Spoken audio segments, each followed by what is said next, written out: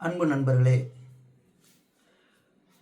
அரசியலில் கலை இலக்கியம் எத்தனை முக்கியமானது என்பதைப் போல கவிஞர்களுக்கு அரசியல் எத்தனை முக்கியமானது என்பது நாம் கவனிக்க வேண்டிய ஒன்று. நம் காலத்தினுடைய அற்புதமான கவிஞர் இன்குலாப் அவர்கள் தன்னுடைய கலை இலக்கிய வடிவங்கள் அனைத்தையும் தான் சார்ந்த அரசியலை பேசுவதற்காகவே பயன்படுத்தினார்.